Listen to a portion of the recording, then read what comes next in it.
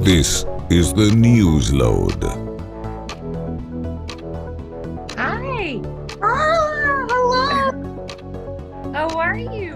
Oh my gosh, I'm amazing. How are you? I'm good, thanks. You look great. You look great. Look at you. How long did it take you to do your hair like that? You know what? I didn't. I was going to do my hair today. I'm sorry that it looks like this. My hair's kind of got its own thing going on, and I ended up doing, but I ran out of time, so I threw it all up. Does it look all right? You look amazing. I can't Aw. imagine. You know, like Dolly Parton says, the bigger the hair, the bigger the attitude. I have no choice. My hair is as wide as it is long right now, so I'm just going with it. I'm leaning into it now, Carrie Anne. I'm leaning into it. You're embracing the do. Oh, it's been, look, I have giant cartoon features, so it just blends in with the rest of the madness. Well, at least Look you're at, pure self-awareness, which I appreciate very much. oh God, well, I mean, if not, if you don't have self-awareness and you can't laugh at yourself, you got to pack it in. So I got a bunch of questions for you. First of all, you're wearing your Star Wars shirt from May the 4th, and I dig that.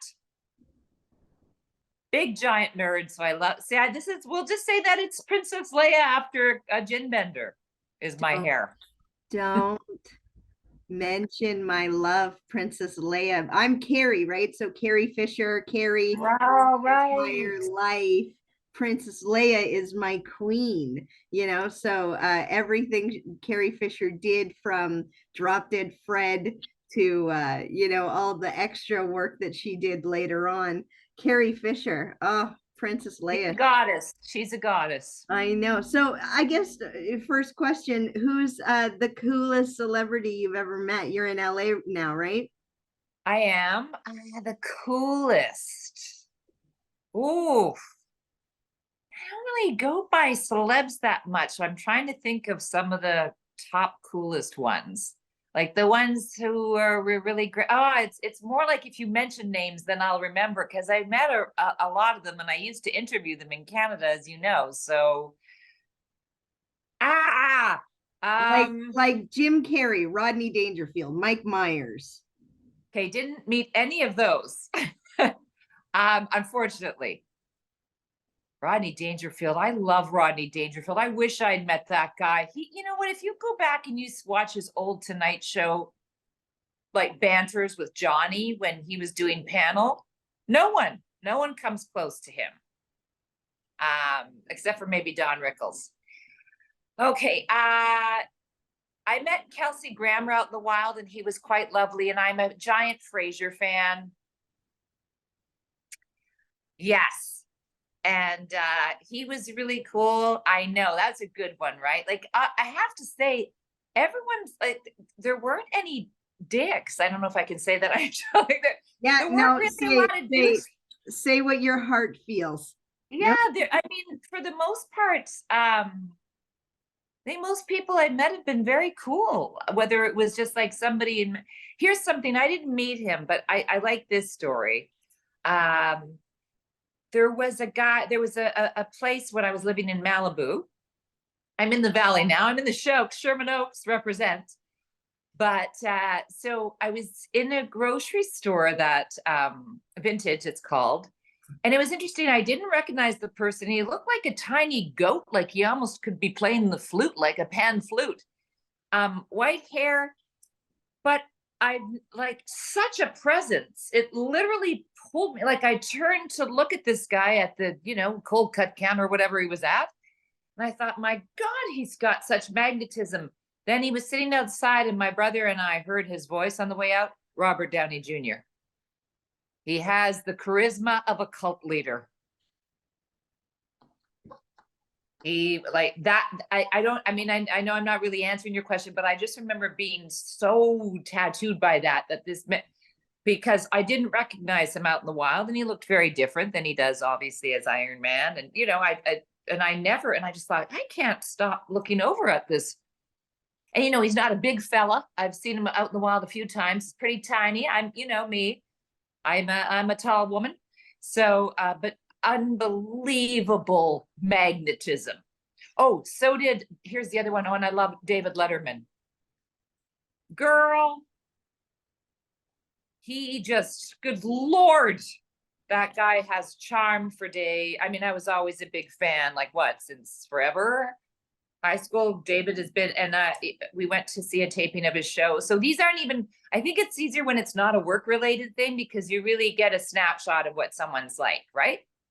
You get a screenshot more of their soul and their essence when you see them out in the wild. So those are the ones that come to mind. There you mentioned the soul and the energy and everything, and you mentioned, you know, that Robert Downey Jr. could lead a cult kind of thing.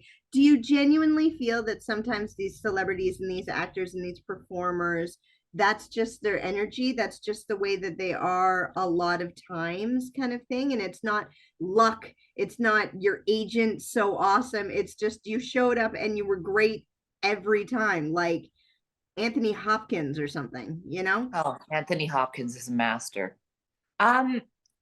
Well, I think that just goes for any human being, to be honest, is that I think contact, sadly, it's who you know a lot of the times. And of course, now we have the Nepo baby. My joke was that Jesus Christ was the original Nepo baby. And then I saw it on Saturday Night Live, so I've had to drop that joke. I'd say that would go for most people generally.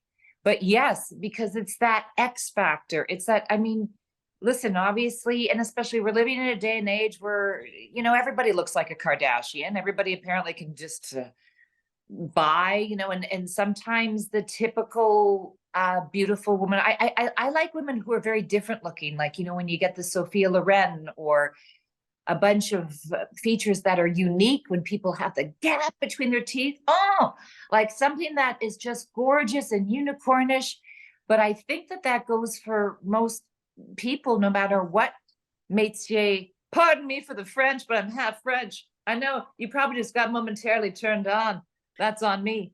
I think that goes for most people. They just, when they have that presence that you can't really articulate, and I'm obviously not doing a good job of it, of course, that's why we're drawn to them. But that goes for anyone. They're, you know, my mom was like that. I mean, I know they were using me to get to my mom's. I was using me to get to my mom. I mean, she had that kind of low voice presence. There are just some people who pull you in that way, you know, whether it's in the business, on TV, or just sometimes it's somebody teaching a Zumba class and their classes are packed, because it's how, and it's, some people have a gift that they make whoever they're with feel great, or they just have, you know, some kind of magical sparkles that, that's why I put them on I always look like a drag queen though. I have two looks. It's me with nothing when I'm working out or with dogs, and full queen. I don't have anything in between. but you're queen, like even your hair is practically a crown at this point. It's fabulous. I like that. Thank you. Yeah, we'll pile it on. All mine too. All mine. No extensions. No extensions. You're just a fuzzy bear. I'm very much a fuzzy bear, and I like that. I'm a big furry. Listen, one of my, this is a great day to talk about this. One of my longtime crushes has been Chewbacca, because he's tall. He's a pilot, doesn't talk a lot. He really has everything I look for in a man. He's kind of grumpy and but he's devoted, you know. He's loyal AF. He's walking towards the situation, grumbling the whole time, but he's still on his way, you know. Listen, Chewbacca is a hybrid of a dog and a man. That's my perfect world. I mean, I would fall madly in love with him. And now that we know that, you know, Harrison Ford has crashed a few planes now. Let's be honest, Chewbacca was not the co-pilot with Han Solo. Chewbacca was doing the heavy lifting. Well, Chewbacca was in the engine room trying to fix it. Love him. I'm still working on my Chewbacca impression, but Chewbacca and Yoda, because today, when we're talking, is May the 4th. Chewbacca and Yoda, my two favorites, hands down, easy. Well, I don't mean to be a huge dork, but R2 is my dude. He swears the whole time and they have to bleep him the whole time, and because he's just like, this is fucking bullshit, this is horseshit, I don't even understand. Like, hello, does anybody fucking listen to what I have to say right now? You know, like. Well, and plus he had to put up with C-3PO, who seems like he would be a pain in the ass after like day 2. I know. C-3PO was a bit of a whiner. You know, he was a bit like Precious at times. I'm going to regret this, you know, as he's into the escape hatch kind of thing, you know, like they're an adorable pair, and C3 They are. dude, maybe you and I could be the pair like that. You're tall and leggy, and you could be grumpy, and I could be the little saves the day but gets electrocuted in the process. But you know, maybe you get superpowers after being electrocuted. I'm all for it. If you're watching The Power on Prime Video, I mean, everybody, you know, all the young women now have electrical power. Maybe a man would marry me if my blowjobs tingled because I've been Well, just put some Altoids in your mouth, girl. You didn't hear it from me. Is that how you got married? No, I don't know why I'm always married. I'm just often married. I'm in between husbands currently. I'm just, you know why I'm always married? Because I never wanted to get married. And guys always want what they can't, you know, I just remember going, you know, when I was going to school, or my friends who would like, I mean, my worst nightmare is getting even invited to a wedding, and I don't like. I'm like, I don't want a bridesmaid. Don't make me look slutty, orange, and puffy. I don't want to be. So because I have zero interest in it and never want to be married, guys will propose, because that's how life works, right? Like I think my approach to whether it's dating, spirituality, and certainly comedy. You can't have ode of desperation on, you can't use the whole bottle so that there's a worm. You've got to not try, right? It's very Yoda. Anytime you try too hard at anything, if you try and you're just trying, you know, there was a comedian last night, God, just trying so much and overdoing it, because I think it just makes the audience tense. And it's just a weird human trait that we kind of want what's just slightly out of reach. And B, whenever somebody works you too hard, you know, whether it's a sales job or anything else, we recoil. So that's my one. Because I gotta admit, I literally text, I ain't too proud to beg, and they're here in 5 minutes. Oh, well then, I mean, you're on the scene, you know. I'm in the same dude now for a few years, but I think it's different. But that's just my philosophy is not trying too hard, or people tend to want the opposite. The one that I'm trying to marry is yes, that he loves my desperation. I beg and plead and please hurry over. I need you now. I need you now. And he's here, and it's great. Okay, so so you want to marry him? How do we put a ring on it, Carrie Anne? Okay, he's Peter Pan, and he'll never settle down. Well, I'm Peter Pan sexual. I refuse to grow up. And I like to call my lady bits Never Neverland. But so he just feels like, well, we gotta get him to marry. I mean, maybe with the threat of, you know, losing you. Well, now, of course, the problem is, you know, the soccer game's on, or the hockey game's on, and that's very apparently important. And then Ma needs him, and then he has a hernia, so he's got to have surgery, and then he needed knees. Like, this is old people problems, right? Because I'm over 40 now, and this isn't like, you know, high schoolish. She's like, no, babe, I got football practice, you know, like. Do we ever really leave high school, though? Do we ever really leave? I mean, it just kind of repeats itself a bit, just with older people problems. Yeah, not tonight, honey. My hemorrhoids are just swelling. Well, you know, when the roids flare, what can you do? It's just my shingles. Here's a Werther's hard candy to occupy your time. Well, you know what? When we're finished our interview, you give me his number. I'll talk to him. I'll talk to this guy and pimp you out. He's Greek too, so old school. He's a mama's boy. He's Well, that's rough. Although but if he loves his mom, that's always a great sign. I know, and I love him, but you know, he won't marry or move in or any of the like the what do you call that? Commitment. The commitment. Yes.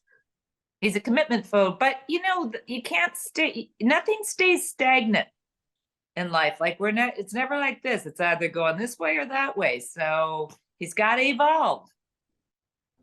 Well, if that's what you want. I guess the next question is,